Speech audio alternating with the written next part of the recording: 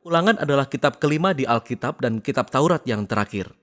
Setelah keluar dari Mesir, bangsa Israel berada di Gunung Sinai selama 1 tahun, masuk ke dalam perjanjian dengan Allah mereka. Dan mereka melewati perjalanan yang penuh petaka melalui padang gurun. Dan generasi yang keluar dari Mesir mendiskualifikasi diri mereka sendiri untuk memasuki tanah yang dijanjikan kepada Abraham.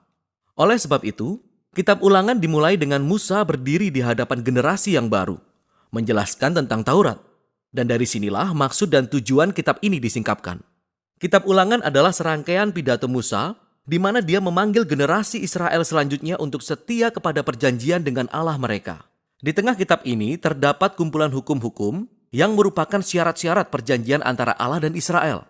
Beberapa hukum adalah baru, tetapi lebih banyak yang diulang dari hukum-hukum yang diberikan sebelumnya di Gunung Sinai.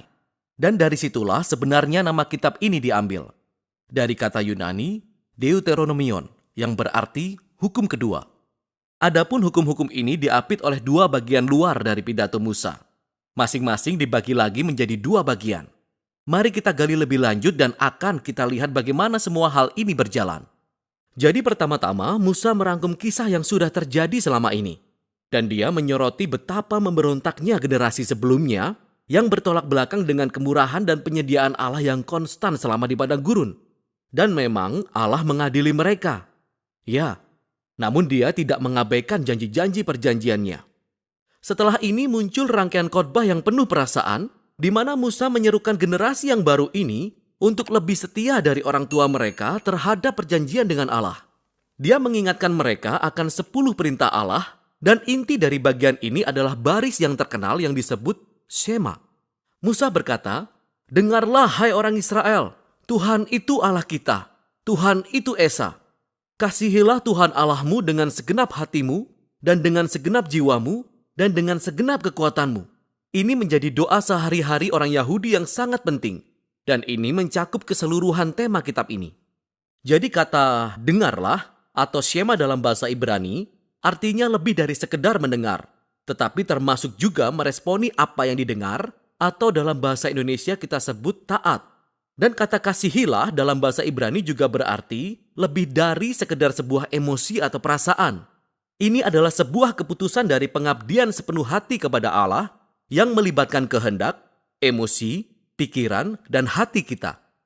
Bagi bangsa Israel, ketaatan dan pengabdian mereka kepada Tuhan menjadi suatu tujuan yang lebih besar lagi. Ketaatan kepada hukum-hukum akan menjadikan Israel sebuah bangsa yang istimewa di antara bangsa-bangsa, seperti yang dikatakan Tuhan di Gunung Sinai. Mereka akan menjadi kerajaan para imam, dan sekarang Musa menyampaikan caranya. Israel mendapatkan kesempatan itu dengan mengikuti hukum-hukum untuk menunjukkan hikmat dan keadilan Tuhan kepada seluruh dunia. Makna inti Shema lainnya adalah bahwa Israel dipanggil untuk taat dan mengabdi hanya kepada Tuhan. Atau secara harfiah dalam bahasa Ibrani yaitu, Tuhan adalah Esa. Makna sesuai konteksnya adalah bahwa Tuhanlah satu-satunya Allah yang Israel harus sembah dan taati.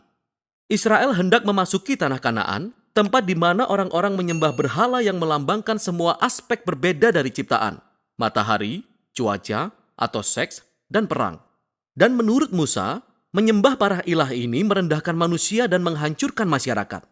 Akan tetapi, menyembah Allah Israel yang adalah pencipta dan penebus akan menuntun kita kepada hidup dan berkat.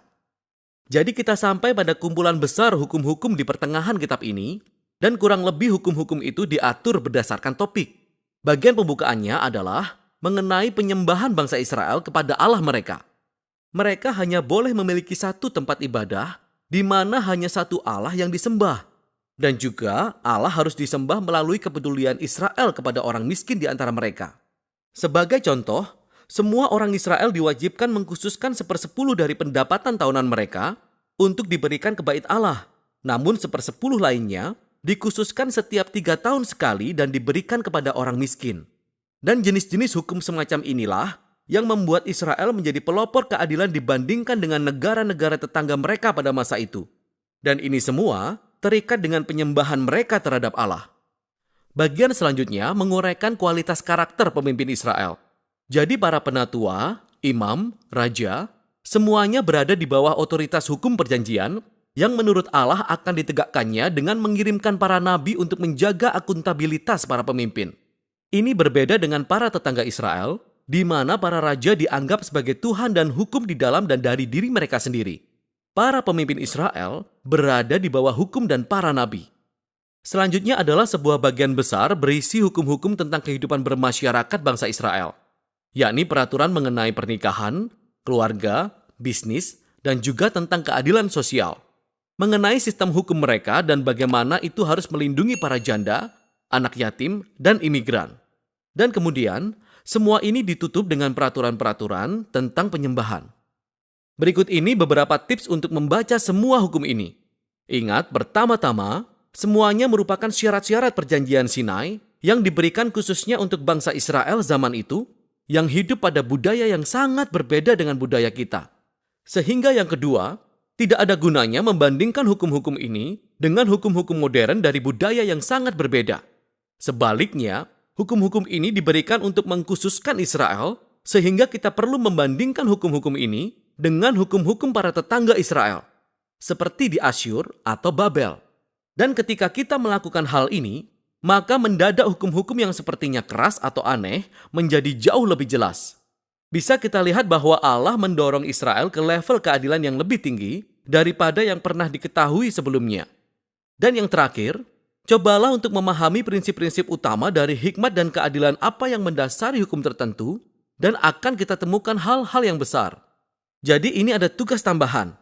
Lihatlah bagaimana Rasul Paulus melakukan persis hal ini dalam suratnya yang pertama ke Jemaat Korintus, pasal 9 ayat 9.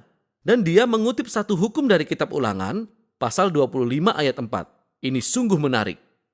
Nah, kembali lagi ke Musa. Setelah dia menyampaikan seluruh hukum, dia memberikan tantangan terakhir bahwa bangsa Israel harus mendengarkan dan mengasihi Allah mereka. Pertama-tama, dia memberikan peringatan dan ultimatum. Jika Israel mendengarkan dan menaati Allah mereka, semuanya akan berjalan dengan luar biasa, banyak berkat ilahi. Namun jika mereka tidak mendengarkan dan memberontak, kelaparan, wabah, kehancuran, dan akhirnya pengasingan dari tanah yang mereka diami. Dan kemudian, Musa memaksa mereka mengambil keputusan. Katanya, aku menghadapkan kepadamu pada hari ini, kehidupan atau kematian, berkat atau kutuk, keberuntungan atau kecelakaan. Jadi pilihlah kehidupan dengan mengasihi Tuhan Allahmu dan mendengarkan perintahnya. Akan tetapi kemudian Musa berkata, aku tahu bahwa sesudah aku mati, engkau akan memberontak dan berpaling dari Allah dan berakhir di pembuangan. Ini menurunkan semangat. Namun sekali lagi, ia telah bersama-sama dengan orang-orang ini selama puluhan tahun. Dan jelas bahwa pengharapannya tidak terlalu tinggi. Tapi semua tidaklah hilang. Musa mengatakan bahwa suatu hari ketika Israel berada di tempat pembuangan, kapan saja, Musa berkata bahwa mereka dapat berbalik kepada Allah mereka yang akan, ia menyebutnya menyunat hatimu, sehingga engkau mengasihi Tuhan Allahmu dengan segenap hati dan jiwamu dan hidup.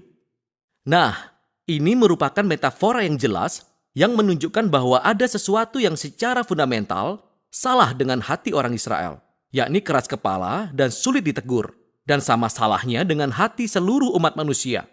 Ini kembali lagi pada pemberontakan di Taman Eden. Manusia mengambil alih otonomi dari Tuhan.